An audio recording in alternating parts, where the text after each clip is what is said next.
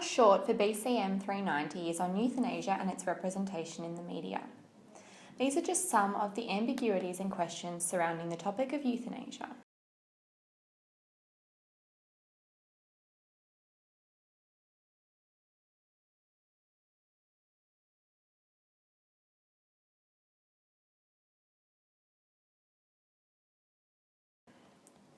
Euthanasia, broadly defined, is the deliberate intervention or omission with the express intention of hastening or ending an individual's life to relieve unbearable pain or suffering.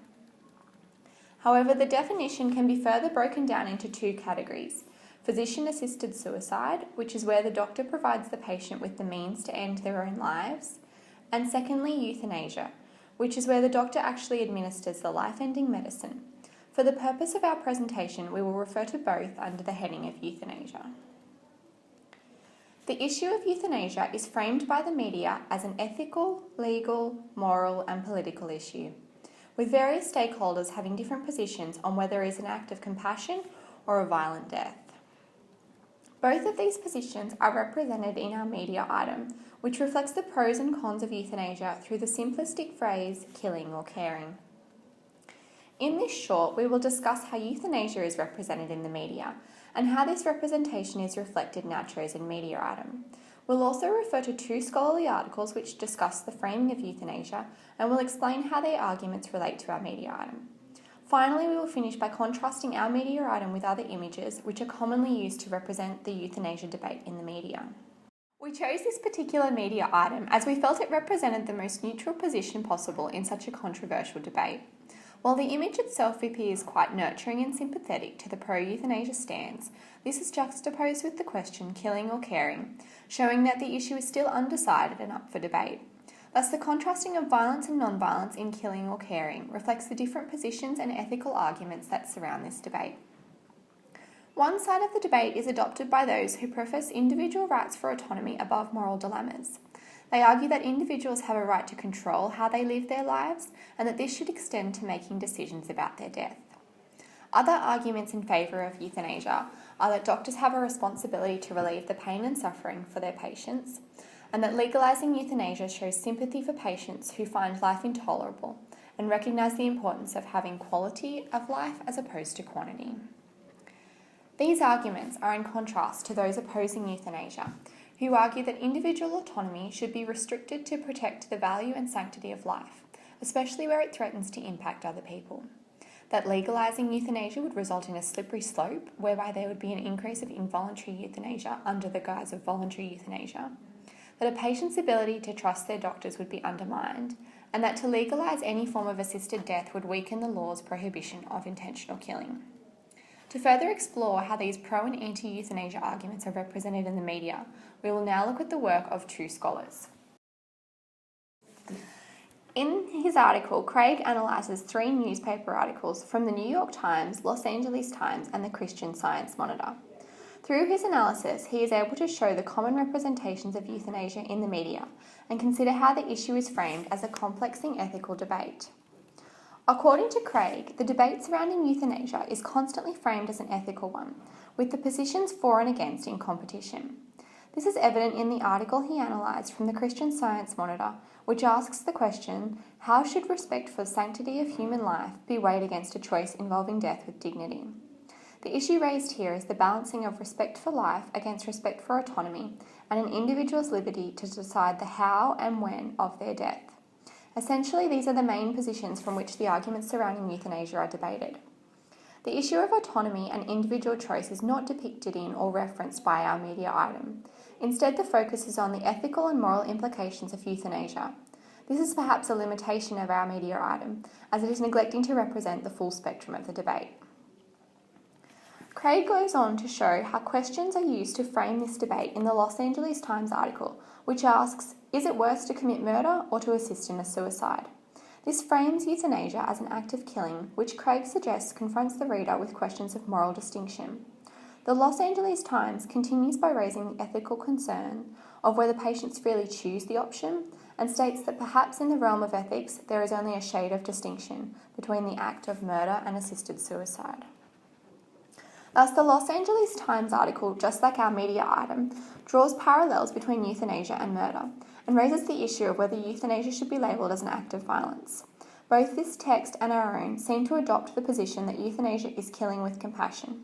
Thus, these sources are choosing not to firmly frame this issue as one of violence or non-violence, but rather adopting a more neutral yet still emotive stance. Essentially, Craig's analysis of these articles shows how, in order to position the euthanasia debate in the realm of ethics, the authors use open-ended questions to draw an emotive response from the reader-viewer and highlight the moral dilemmas. Craig notes that the value of using questions lies in their ability to actively engage the reader and draw them into the story, while also enabling the writer to clarify where the story is headed. It is the power of questions to create a strong emotional and empathetic response for arguments both for and against euthanasia that sees this tactic being repetitively used to frame this debate in the media. This notion of asking questions in order to position the debate in the realm of ethics is reflected in our chosen media item. The fact that killing or caring has been posed as a question shows that this is a topic which reflects complex ethical dimensions and is open for debate. Craig concludes that all of the articles are not written entirely with conventional news attribution, but that the individual writer's voice is clearly evident in how they choose to frame the debate. He goes on to say that the value-ladenness of the topic is likely to make the writer's opinion an even more prominent factor in the way euthanasia is represented and framed in the media, and that the expression of ethical judgments is almost unavoidable. Thus, given the highly personal, emotional, and controversial nature of this topic, it is impossible for media producers to separate personal opinion from fact and adopt a completely neutral position. This inability to separate personal judgment from the debate is reflected in our media item, as while the question killing or caring seems to position the item as neutral, the background image of embracing hands adopts a more compassionate and empathetic position in the debate.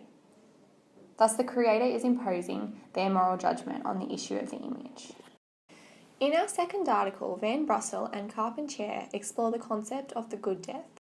The authors argue that aspects of a good death, such as dying at home, free from pain, and after a long, fulfilling life, can be applied to the debate of euthanasia. It centres around two important points: 1, control, autonomy, and dignity, and 2, awareness and heroism. The right to die movement and the palliative care movement are two social movements that deal with terminally ill patients. Both movements use these points to argue their case in very different ways.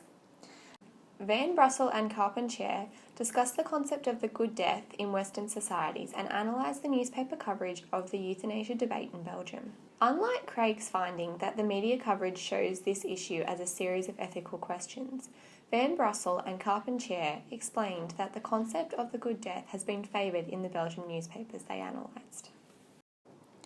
Having chosen to legalise euthanasia, the majority of the Belgian public must have decided that the answer to this question was caring, and the newspapers have therefore taken this point of view. Van Brussel and Carpentier analysed the discussion of the good death in print media coverage of the following 3 euthanasia cases that took place in 2008. Chantal Serbier was a French woman who suffered from facial cancer. She was refused euthanasia and committed suicide as a result.